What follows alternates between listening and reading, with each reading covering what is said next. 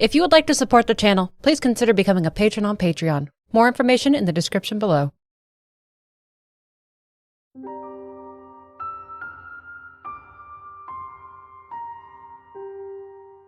The cycle continues on, and on, and on, and on. The details change, but at its core, it remains the same. The three goddesses Din, Varor, and Nehru descended from the heavens and created the beautiful lands of Hyrule. Before departing, they blessed this new realm with relics of their grace. Power, courage, and wisdom formed the Triforce, and the one who would protect it would be the goddess Hylia. The Triforce was kept safe within the sacred realm, and it was said that if one who was pure of heart touched it, their wish would be granted and peace would flood across the lands. But if one of evil intent touched it, dark times would come to Hyrule. With time, the inhabitants that walked the land began to lust after the power of the Triforce, and war began for control over the sacred realm. Atrocities were committed to gain access to the sacred realm, and in mercy the goddess Hylia sent the innocents of the land high into the sky to be free from demonic intentions. While the flames of war would eventually be quelled by heroes of legend, it was not without a price. The Demon King Demise cast a curse upon the Triforce, that the one with the blood of the goddess and the soul of a hero would never escape his hatred. They would each hold an aspect of the Triforce, and this cycle of war and strife would happen again and again. True peace would never come to Hyrule. War would come and go. The threat of the Demon King return never truly faded from memory, and war returned throughout the ages. To further protect the sacred realm, a man called Rauru built the Temple of Time about the entrance to the sacred realm and sealed the way shut with 3 keys and the Master Sword. The only one who could pull the sword was the one blessed by courage. Inevitably, the great evil one would rise, born of the desert-dwelling Gerudo tribe, and the aspects of courage and wisdom would have to rise to end the aspect of power's terrible threat against all life on the lands. The cycle continues on and on and on. The details change, but at its core, it remains the same. That is, until... At the finale of a particularly vicious war, which once again saw Ganon defeated, things changed. Sheikah technology brought to life a legion of guardians and 4 divine beasts that aided the hero of legend and the wise princess in stopping Ganon. When peace began to return, the King of Hyrule commanded that the Sheikah bury their guardians and monolithic divine beasts. If their technology was corrupted or turned against the kingdom, it would be apocalyptic. It was too dangerous to be allowed, and they could either bury their pasts or become exiled from the lands. And surprisingly, many of the Sheikah agreed. While no small percentage of them rebelled against this and left the tribe for more nefarious endeavors, they widely stood by the decision and dismantled or buried their technology. From then on, the Sheikah lived very modest and simple lives in service to the crown.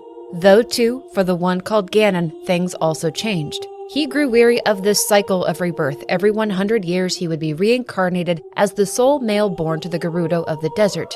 He would rise to power as the king of the Gerudo. He would attempt to seize the power of the Triforce for himself, face off against power and wisdom, and ultimately be defeated. But no more. Ganon abandoned his cycle of rebirth.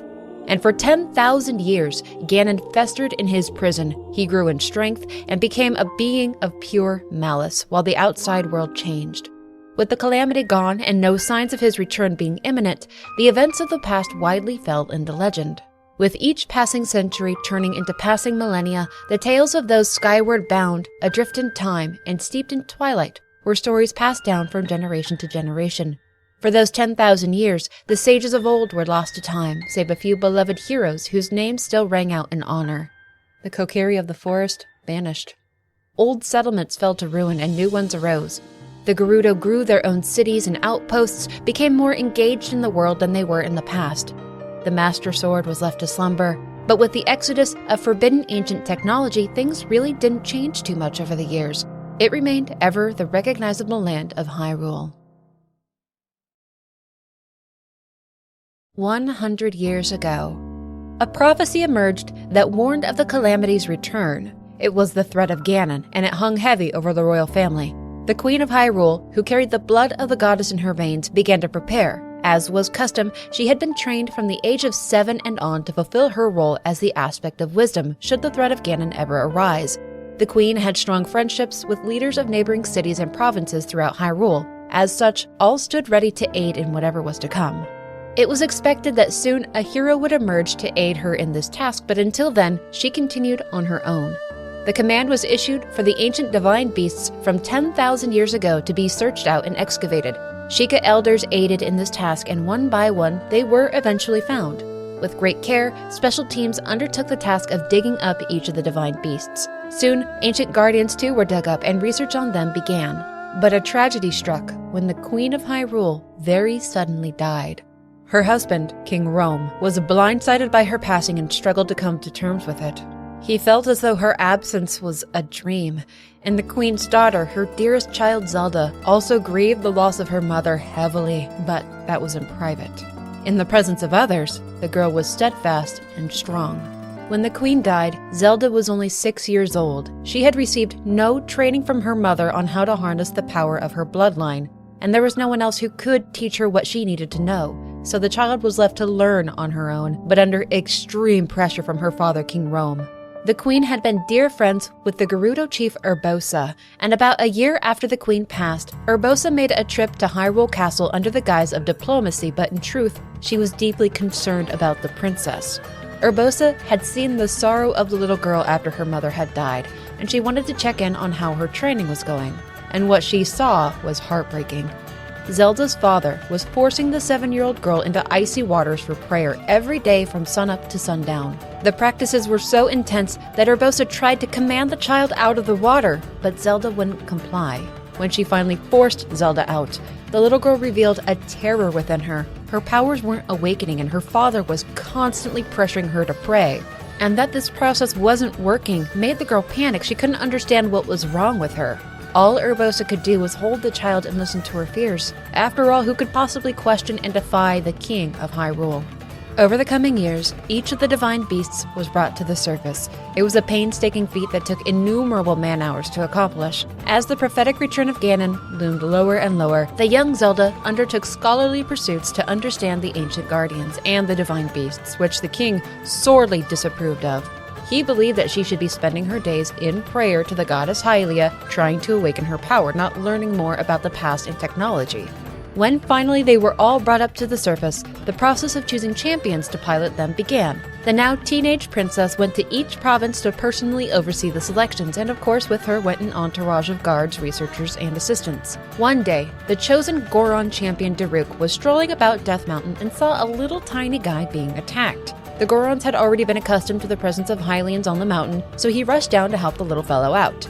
But by the time he had arrived, well, that little guy being attacked had already cleared out his attackers, and then he saved Daruk's hide by stopping a surprise attack. It was a bit embarrassing for the mighty Goron champion, but the two bonded over their extreme love of food, and they found out that they had quite a lot in common. The little guy's name was Link, and the two became fast friends. So, from the Gorons came Daruk, from the Rito came Revali, from the Zora came Mipha, and from the Gerudo came Urbosa. Though they varied in aptitude, they each eventually came to master controlling their respective divine beast. Zelda began working closely with Sheikah researchers to understand the many varieties of ancient tech being unearthed. Things like the Sheikah Slate, the Shrine of Resurrection, old armor and weaponry, all the while developing bonds with the champions that would pilot the divine beasts. Daruk's good buddy Link also found himself playing a larger part in the story. Seems that during a test with the ancient guardians, one of them went a little bit haywire and turned aggressive. Link took it out using only a pot lid, and that garnered him the king's attention. Link was appointed to be Zelda's knight, and also granted the Master Sword, and boy was Zelda unhappy about it. Old legends told of the wise princess and courageous warrior standing against the powerful Ganon, and Link fit the courageous warrior trope to a T. He seamlessly fell into his role and was an unmatched swordsman, but he was also emotionless and mostly unspeaking. Zelda immediately disliked him and resented that he was so effortlessly able to fulfill his role in the prophecy. She had spent her entire lifetime struggling and suffering to play her part, and this ass just walks right in like it's no big deal. She hated him. Link was a reminder of her own apparent failures, and she wasn't shy about showing her contempt. All that truly knew Zelda could plainly see that she wanted nothing to do with him, and that Link, for the most part, remained stoic and unspeaking, just added fuel to the problem. The princess went so far as attempting to get him to leave, or just ditching him outright. While en route to the Gerudo Desert, she used Gerudo law to get him away from her. See, males aren't allowed in their towns, women only, and Zelda took a detour through their territory to use that law against him. He even set up a meeting with Urbosa to talk about the problem, and she told him that he could dress like a Garuda woman to get into the city. But by the time he was able to get his attire ready, she was long gone. And when he finally tracked Zelda down, Yiga assassins were about to lop her head off. The Yiga were once of the Sheikah long ago. When the king commanded that they rid themselves of their technology, some of those Sheikah who rebelled went on to form the Yiga clan. And all these thousands of years later, they now lived in service to Ganon. Link stepped in to save her from the assassins, and after that, she decided to give him a chance. She saw that he had gone above and beyond to track her down and to help her, and she also saw that she had been taking her anger out on him for a very long time. It took a lot of effort for both of them to open up, but it was food that they first bonded over. It revealed a bit of humanity in Link, that he so enjoyed good food. Eventually, Zelda asked him why he was so reserved and unwilling to speak, and he told her that it was because he felt like that was what he was supposed to do. He was meant to shoulder everyone else's problems with a silent strength. All that was ever expected of him was combat and problem solving for other people.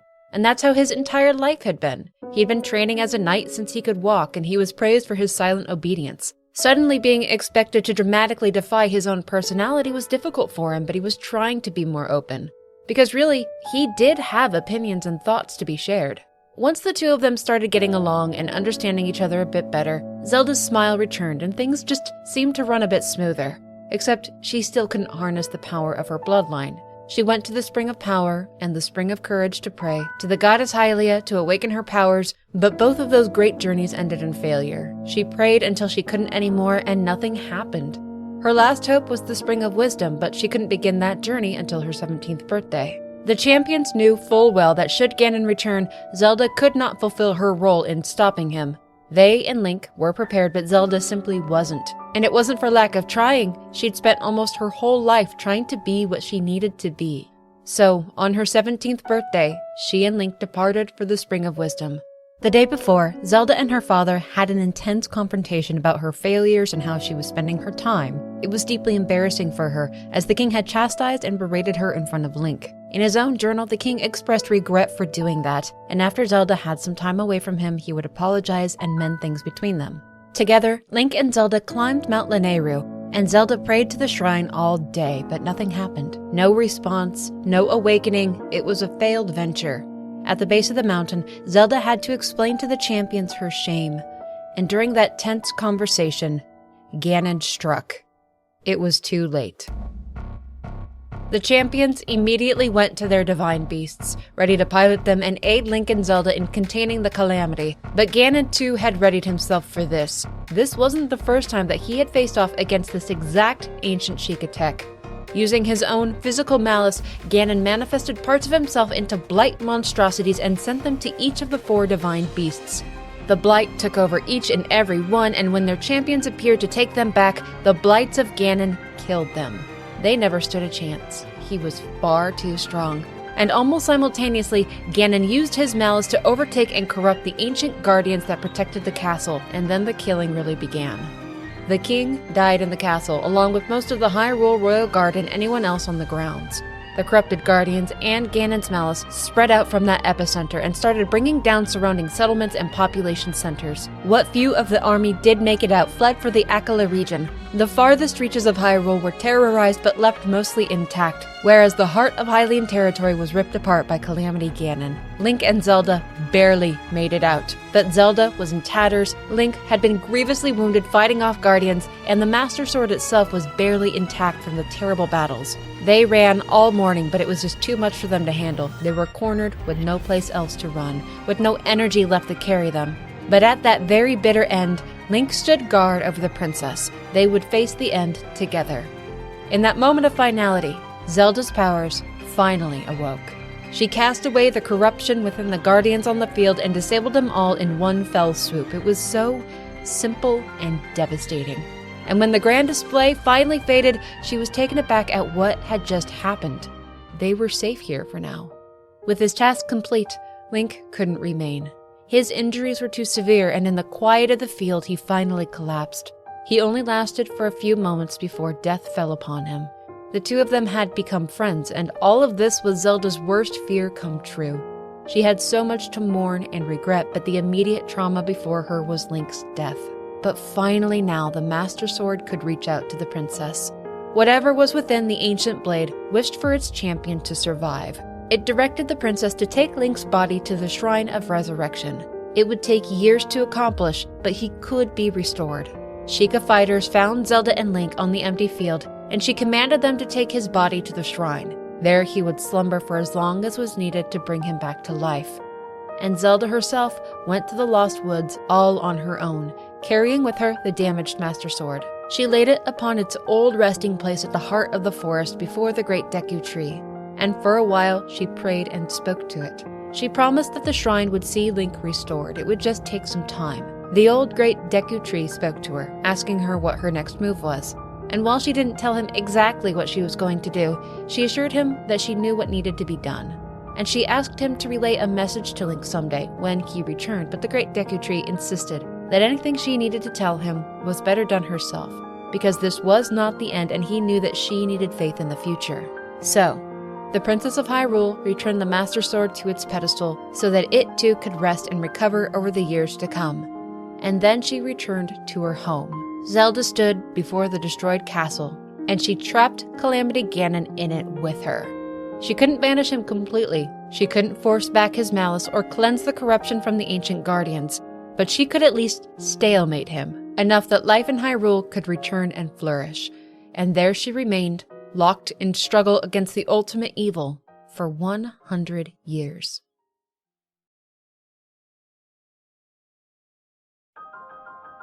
The first thing Link understood was a voice calling to him, beckoning him to open his eyes, asking him to wake up.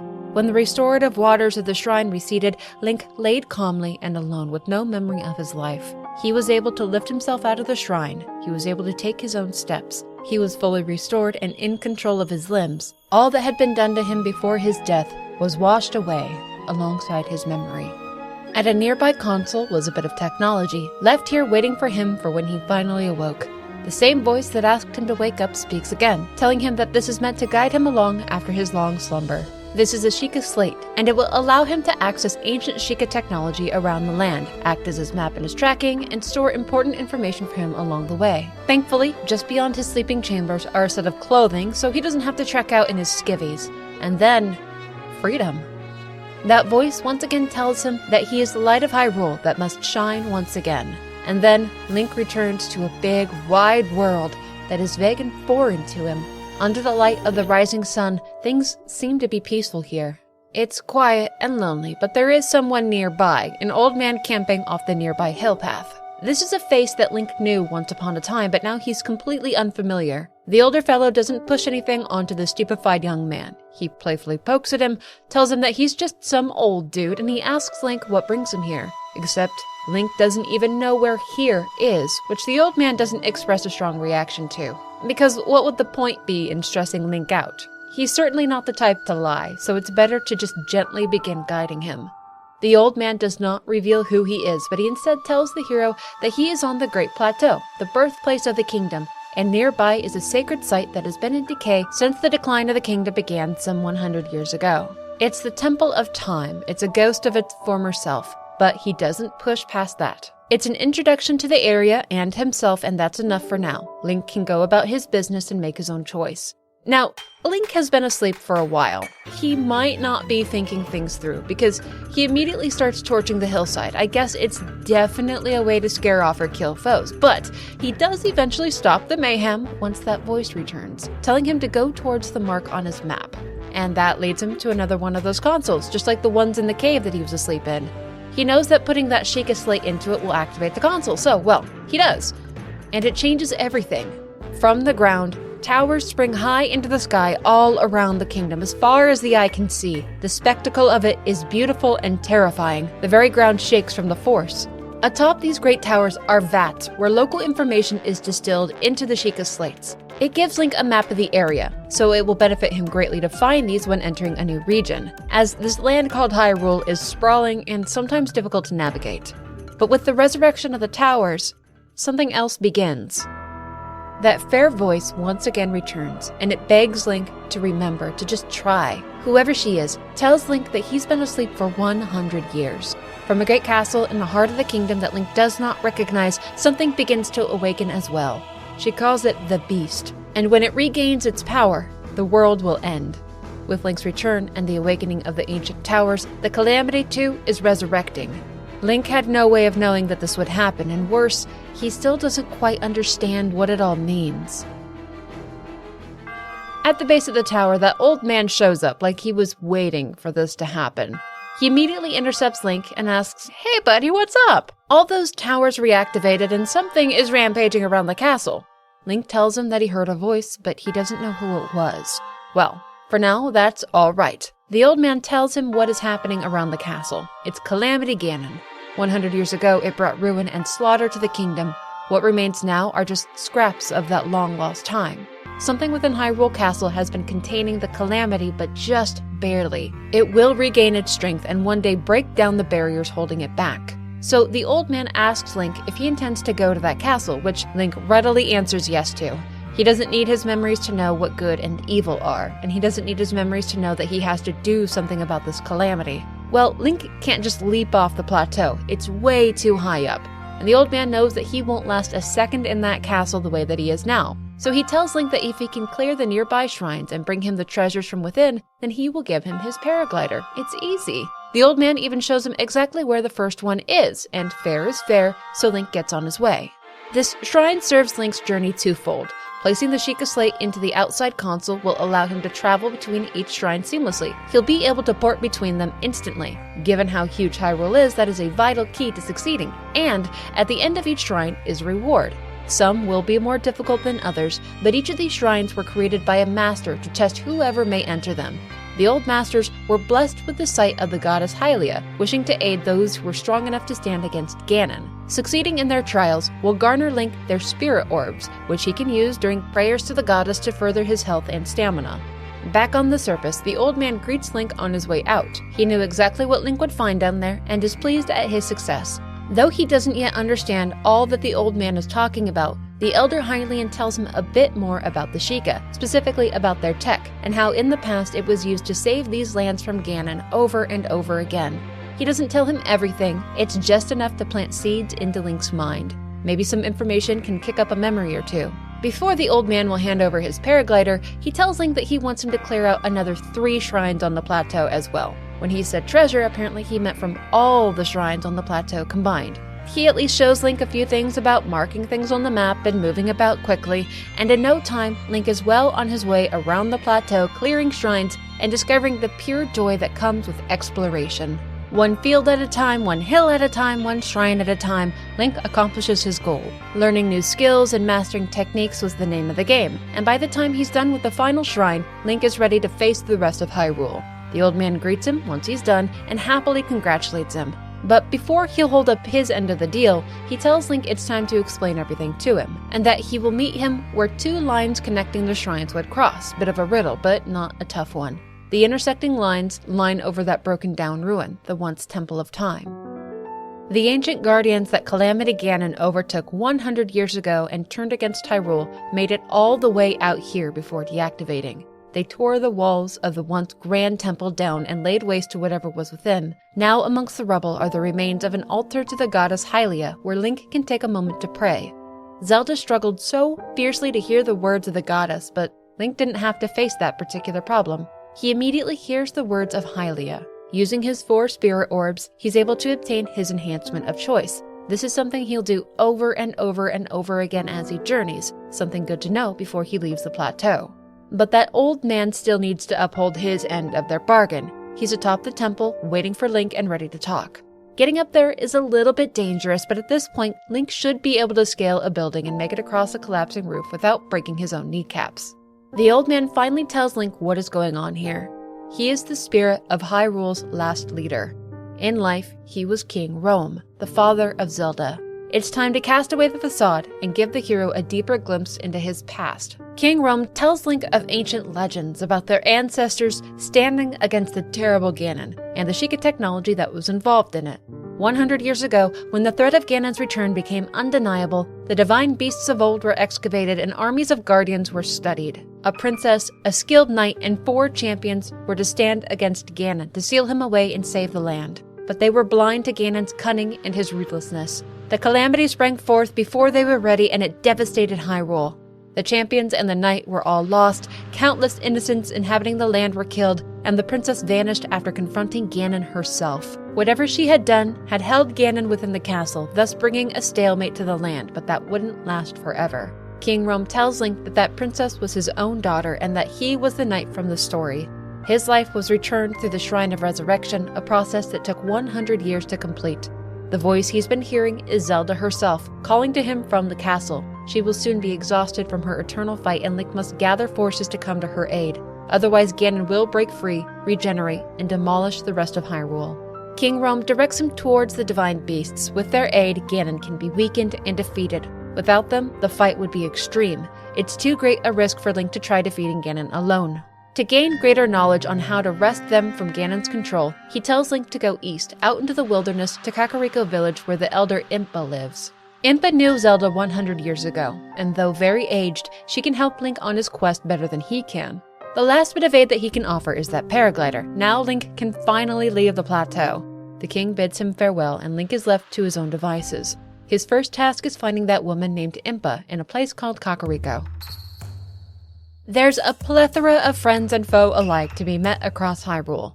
Calamity Ganon did bring destruction and ruin, but life continued on after Zelda confined him to the castle. Outposts, small towns, and stables litter the countryside. Travelers even occupy the roads, despite dangerous creatures still lurking about. There's doom on the horizon, yet life and hope continues. If Link is willing to spare the time, there are even tasks and problems that he can offer the common man assistance in. There's never a lack of things to do and places to explore. His journey to Kakariko Village isn't a straight shot along the road, but rather a zigzag across the region.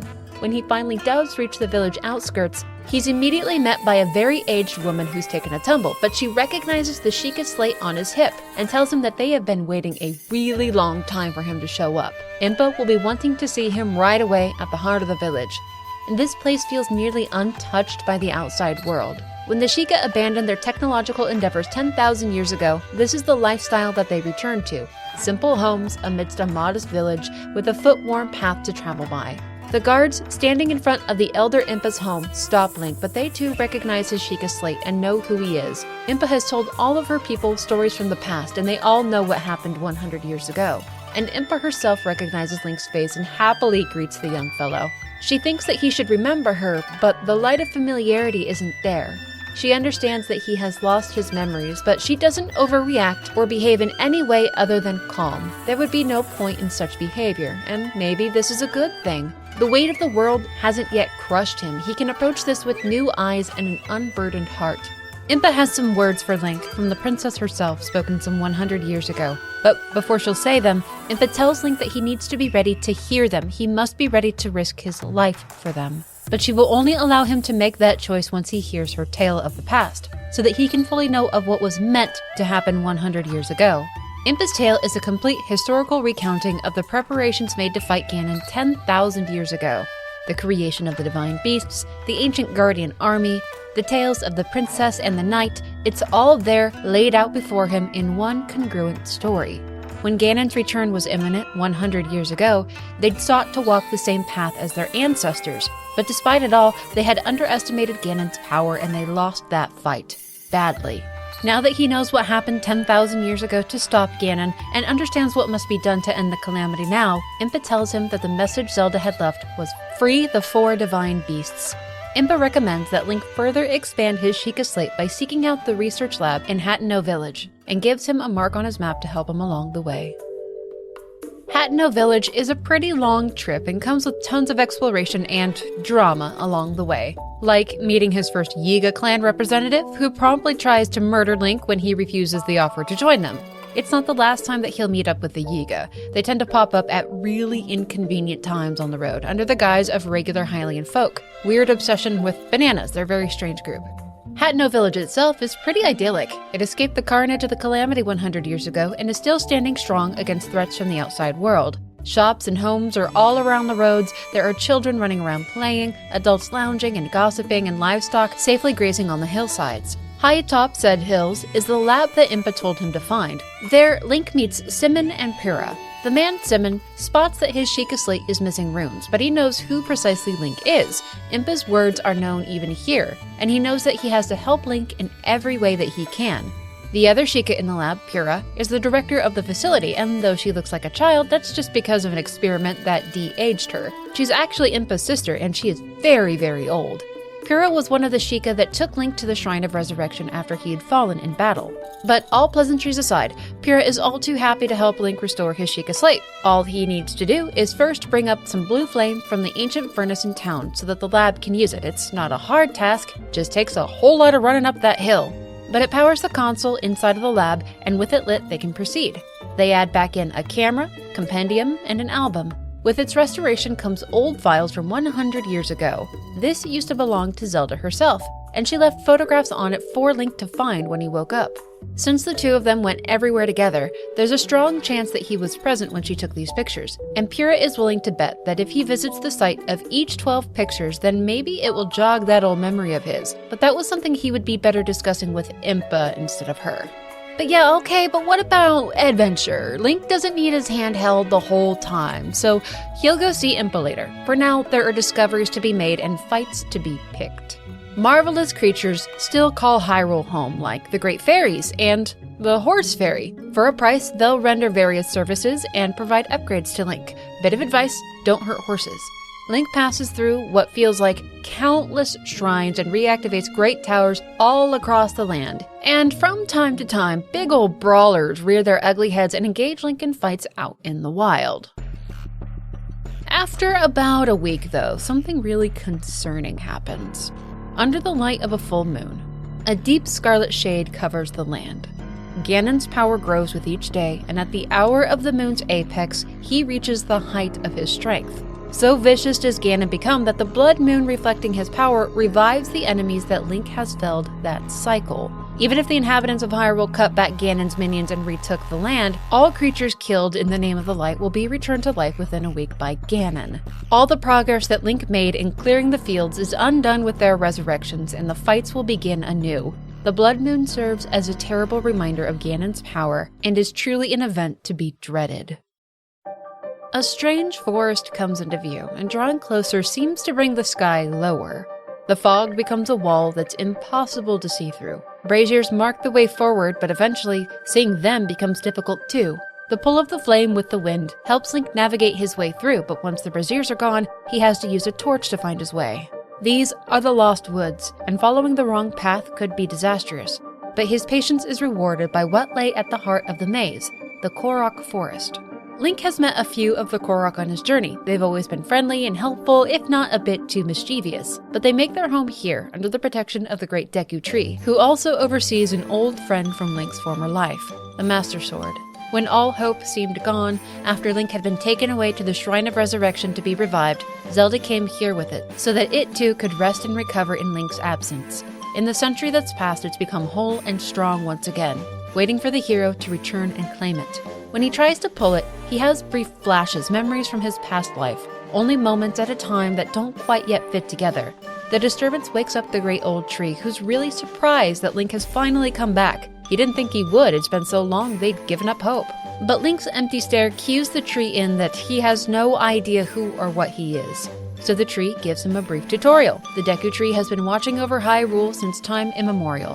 What now he protects is the Sword of the Chosen Knight, created by Hylia herself, the weapon meant to be used against Calamity Ganon. Link wielded it a century ago, and he's free to try drawing it again, but he risks death in doing so.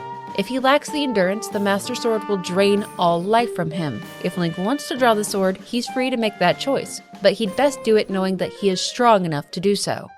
One heartbeat at a time, he puts everything he has into reclaiming the Blade of Evil's Bane. With calm reassurance inside that he is meant to wield the sword, Link pushes himself to the brink of consciousness and once again holds rightfully in his hand the Master Sword. After 100 years apart, they are back together and one step closer to accomplishing what they were made to do, stop the calamity. And for a moment, Link sees Zelda 100 years ago, reassuring the damaged sword that one day he would return for it. Before departing this place, the Deku Tree tells the hero that he longs to see Zelda's smiling face once more. He will need the help of the 4 divine beasts, so he'd best get things moving along.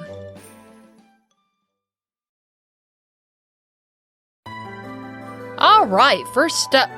Well, Link completely forgets to go see Impa, but he doesn't need to because while exploring the region nearby Kakariko, he sees a new face, that of Azora. This fellow named Groove is trying to reach his prince, but they're too high up in this tower for the prince to hear his yelling. So he asks Link to find a way down to him and introduce himself because they were very specifically looking for a Hylian for some reason. Another Zora soldier greets Link farther down and lets him know that they're looking for a Hylian warrior. And he seems to fit the bill. No pressure, not weird. It's just that their entire kingdom is in peril and they need Link to save them. Prince Sidon is waiting for Link. He's been watching him, actually. At the bridge crossing into their land, he greets the hero. After brief introductions, a very jazzed-up prince tells Link that he can tell he's no ordinary person, and that he really needs his help. The Zora's domain is experiencing massive rainfall because of the divine beast, Vah Ruta. It's constantly pumping out water, and now flooding is imminent. Of course, Link agrees to help. This is precisely where he needs to be. Because of the intense rain, the cliffs are unclimbable, and since Link can't swim up rivers, he's on his own trekking up the mountain towards the domain. And being honest, it is a right big pain in the keister. Prince Sidon shows up from time to time to encourage his ascent, to remind him of how much they need his help, not to, keep pressuring him or anything. This complete stranger that he's fully dependent on to save the lives of all his people. It's an entire city that's dependent on him. No pressure, Link. Also, be careful, you don't want to slip and break your kneecaps. Well, he eventually completes the climb and reaches the lovely Zora's domain. He's been here before, some 100 years ago. Quite a lot, actually. He would come here as a child. But he has no memory of any of it. A statue to the long-dead champion Mipha is at the heart of the establishment, but it doesn't ring any bells either. Prince Sidon greets him as soon as his head pops up over the horizon and ushers him on towards the king. Along the pathways, there are a few Zora that still remember him from their youths. And though they're thrilled to see him return, he just can't quite seem to recall any of them. The eldest among the Zora remember him with much more clarity and are not really happy to see him. The loss of their champion, the Princess Mipha, brought great sorrow upon them, and some can't move on from the past. There are even some outright threats made against Link when they recognize him. King Dorephan is far more kind and receptive to Link, though. It takes the king a beat to recognize him, but 100 years later, it's still Mipha's father that's ruling the Zora. This guy is a complete unit, too, a massive Zora that lumbers over everyone else. But he's genuinely kind and understanding towards Link's situation. The king tells Link that he and Mipha were close 100 years ago, but the prince backs him down from it, telling the king that pushing that topic won't help anything. Rather than dwell on the past, they move on to the present danger, the divine beast. The thought of asking Link for help kicks up the anger of those most elder in the king's court, namely the one called Muzu. To some here, Link was seen as a failure and the reason that Mipha was killed. But this flooding issue isn't just a Zora problem. If the dam holding back the waters breaks, then Hyrule will flood and all caught downstream will be taken out with it. The king tells Link that to stop the flow of water, he needs to apply electricity to the orbs on each of Vah Ruta's shoulders. The Zora are quite vulnerable to electricity, and his assistance in shutting down the Divine Beast's water production would be greatly, incredibly appreciated. The only issue is actually finding shock arrows to use. Before they conclude, Link reveals to King Dorephan that Zelda too is still alive. She's in Hyrule Castle, fighting to contain Calamity Ganon. So the Zora will do whatever they can to aid her in this. If Link can do as Zelda asked and restore the Divine Beast, then it will be at his disposal when his confrontation with Ganon begins. To help Link reach the Divine Beast, the king gifts to Link a special Zora armor that will allow him to swim up rivers and waterfalls. It was handcrafted by Mipha and intended for the one that she would marry, or that she wanted to marry. But well, that's certainly not in the books now, regardless of what happened 100 years ago. Once the king has finished his request, the prince tries to explain to a particular elder court member that Mipha did in fact have quite a few feelings for Link, and therefore that armor in particular was meant for him. Hearing this and getting a good look at the statue of the late princess does kick up a few memories for Link. While it's unclear how he felt about Mipha, the two of them were friends and comrades. She promised Link that no matter what happened, if someone did harm him, she would be there to heal it. But it was something that she couldn't see through 100 years ago because tragedy came too quickly to the land. This recollection of Mipha and the fact that the Zora armor fits him perfectly is enough that the court elder Muzu gives him a pass and tells him where he can go get a few shock arrows. While the Zora elders may disapprove of Link's presence, this is the way that things will be. Now, it's time to finally get to work. Muzu had told him that he would find shock arrows at Shatterback Point atop Ploymus Mountain, and something else about a terrifying creature or whatever. Well, that turns out to be a Lionel, and it's one rough and tumble fight. But around the Lionel's field are a ton of shock arrows, so in this case, Link takes the risk in killing the Lionel so that he can have full run of the field. With plenty of shock arrows equipped, Link descends down into the reservoir to meet Prince Sidon. And ever the optimist, he's damned ready to help Link get things under control. Sidon can travel through water extremely fast, so Link will hold on while he does the driving, and when the time is right, Link will fly into the air and shoot the Divine Beast's shoulders with shock arrows. Vah Ruta isn't some helpless construct though. It actively tries to impede their approach and harm them. With each orb that Link deactivates, it gets more aggressive against them. But one by one, the two work together and deactivate the water production cycle the Divine Beast was stuck in. Water stops falling from the sky, and Link can now approach and enter the machine. Prince Sidon safely drops Link at the entrance to the beast, bids him luck and safety, and promises to meet him back at the Zora's domain. And within, Link discovers that the spirit of Princess Mipha is trapped here. She bids him a sad hello, but holds hope that if Link can find the source of the Divine Beast's corruption, then it can be freed from Ganon's control. Familiar Sheikah technology is within the temple, and with a few hints from Mipha to get him started, Link takes out each puzzle and obstacle one by one. Once he's reached the map download, he's able to use the Sheikah Slate to move the trunk of the elephant-shaped construct to pour water into choice places. There aren't a huge number of foes in the beast, it's more a trial of figuring out how to navigate it. He needs to activate all the terminals within to reboot it and purge Ganon's corruption. But what happens to that malice once the Divine Beast ejects it? Well, that's the heart of why Link must be the one to trek these machines. 100 years ago, Ganon sent part of himself, one of his own creations, to each of the Divine Beasts to kill its champion and corrupt it.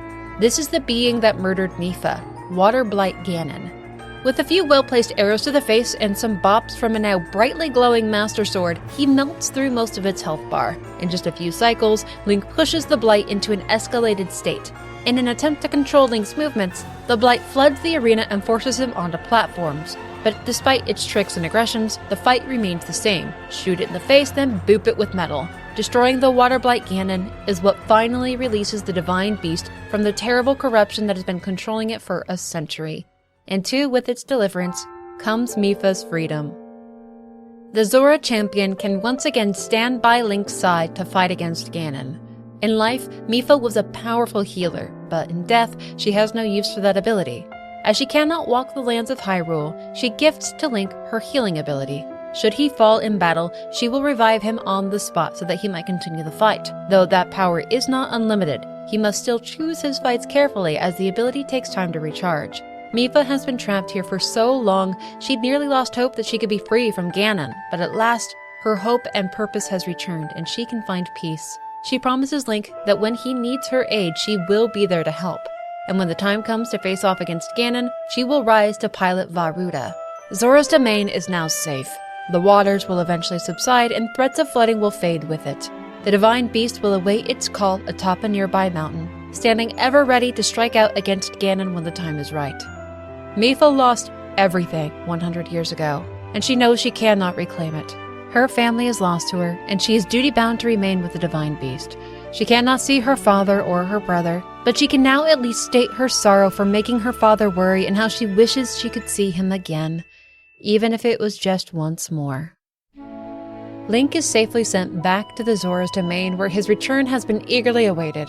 Seeing his safe arrival alongside the calmed skies lifts the hearts of the Zora, and when he tells them all of his success, it's like they can finally breathe again. Even the Elder Council member Muzu is relieved and welcoming to the outcast. Prince Sidon too gets some much-deserved recognition for his bravery and tact, because without him this would have been far, far more difficult of a task.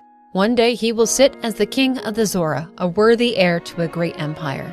But Link cannot remain here forever. The state of Zora's domain was eye-opening. He must hurry to get to the next Divine Beast, lest some tragedy befall the people who once oversaw them.